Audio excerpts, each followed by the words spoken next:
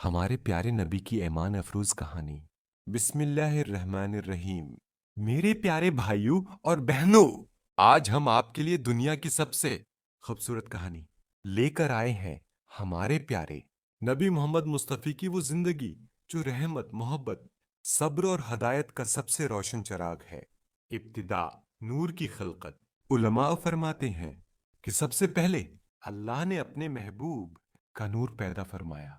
اسی نور سے کائنات کے سلسلے وجود میں آئے، اور یہ نور ہی آگے چل کر رحمت للعالمین بن کر ظاہر ہوا۔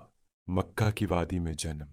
آپ 570 میں مکہ کی مقدس سرزمین پر پیدا ہوئے۔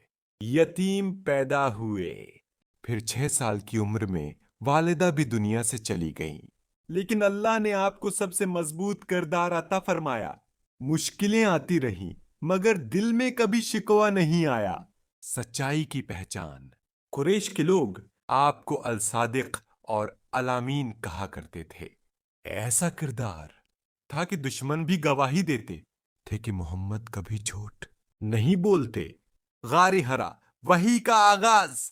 ایک رات جب عمر 40 سال تھی، غار ہرا میں جبریل علیہ السلام تشریف لائے اور کہا، اقرا، پڑھیے۔ یہی لمحہ انسانیت کی تاریخ کا سب سے بڑا موڑ تھا۔ رحمت کا دروازہ کھل چکا تھا، تاریکی کا دور ختم ہونے والا تھا۔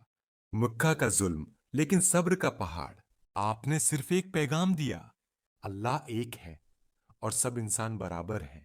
مگر مکہ والوں نے پتھر مارے، مذاق اڑایا، راستوں میں کانٹے بچھائے، لیکن آپ نے کبھی بددعا نہیں کی، بلکہ فرمایا، اے اللہ، میری قوم کو ہدایت دے، یہ جانتے نہیں۔ طائف ان کا دردناک واقعہ۔ آپ طائف گئے تو لوگوں نے پتھر مار مار کر خون بہا دیا، پھر بھی فرمایا، اگر یہ ایمان نہ لائے تو ان کی اگلی نسلوں کو ہدایت دے دینا۔ کتنی حیرت کی بات ہے کہ آج طائف ایمان والوں سے بھرا ہوا ہے۔ ہجرت، مدینہ کی روشنی۔ مکہ سے نکل کر مدینہ پہنچے تو وہاں کے لوگ خوشی سے جھوم اٹھے۔ بچے نعت پڑھتے دوڑتے ہوئے آئے، طلع البدر علینا۔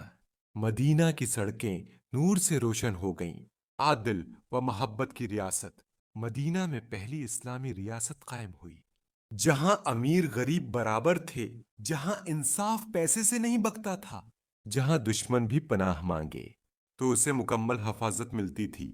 فتح مکہ، صبر کی جیت۔ فتح ہوئی، پوری طاقت ہاتھ میں تھی، مگر آپ نے فرمایا، آج کے دن تم سب آزاد ہو۔ میں تمہیں وہی کہتا ہوں جو یوسف علیہ السلام نے کہا تھا، آج کوئی پکڑ نہیں، ایسا معاف کرنا صرف نبی ہی کر سکتا ہے۔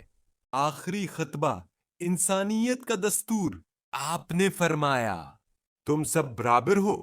کسی عربی کو اجمی پر اور کسی گورے کو کالے پر کوئی فضیلت نہیں سوائے تقوی کے۔ دنیا نے ایسا انصاف، ایسا پیار، ایسا کردار کبھی نہ دیکھا تھا، نہ دیکھے گی۔ وصال، آپ نے دنیا سے پردہ فرمایا، لیکن دلوں میں ایسا نور چھوڑ گئے جو قیامت تک بجھنے والا نہیں۔ اگر آپ چاہیں تو میں